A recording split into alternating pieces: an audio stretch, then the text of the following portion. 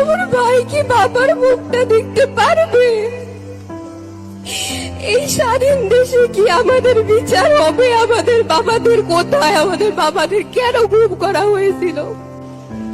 এই ছবিটা ধরে এই 13 বছরে অনেক জায়গায় গিয়েছি এবং অনেক বক্তব্য দিয়েছি, কিন্তু বাবার খোঁজ পাইনি এখনো। বাবার সাথে আমার কোনো স্মৃতি নেই। বাবাকে ছাড়া জীবনটা অসম্পূর্ণ মনে হয়। আমরা আমাদের বাবাকে ফেরত চাই। এই কথাটা অনেকবার বলেছি, কিন্তু আমরা আমাদের বাবাদের ফেরত পাইনি। বেদনার জোয়ারে ভাসলেন বিএনপির চেয়ারম্যান তারেক রহমান। সম্প্রতি সামাজিক যোগাযোগ মাধ্যমে বিএনপি নেতার ভদ্রতা, সভ্যতা, নেতৃত্ব গুণ যেমন মানুষকে মুগ্ধ করছে, তেমনি আজ মুগ্ধ করল তার সহনশীলতা, সহানুভূতিশীলতা, মানুষের দুঃখে মর্মাহত হবার এক অবিস্মরণীয় দৃষ্টান্ত। তার এই আর্তনাদ বলে দেয় তিনি জিয়া পরিবারেরই একজন। নেতা হবে এমন যাকে ছোঁয়া যায়, যাকে ধরা যায়, যাকে স্পর্শ করা যায়, যাকে ভালোবাসা যায়, যাকে মনের কথা মন খুলে বলা যায়, অভিযোগ করা যায়।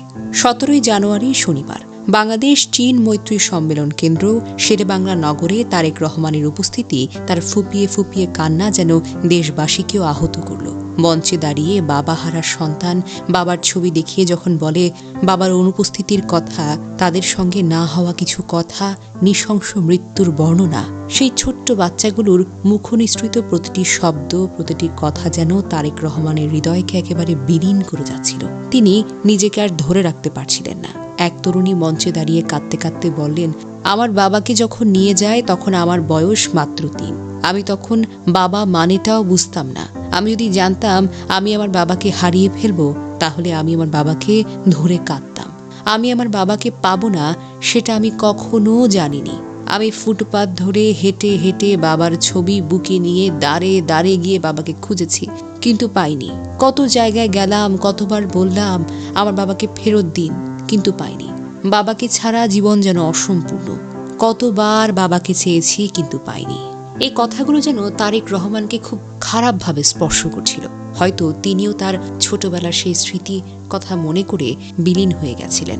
ছোটবেলায় তারও তো বাবাকে মেরে ফেলা হয়েছিল, নৃশংসভাবে মেরে ফেলা হয়েছিল। এই নৃশংসতার শিকার যে কতটা ভয়াবহ হতে পারে একটি সন্তানের জীবনে, একটি সন্তানের শৈশবে, একটি সন্তানের স্মৃতিতে, তা যেন আবারও প্রমাণ করলেন তারেক রহমান। নেতৃত্বের গুণাবলীর পাশাপাশি তিনি যে একজন মানবীয় মানুষও বটে, তা আজ প্রমাণিত হলো আবারও।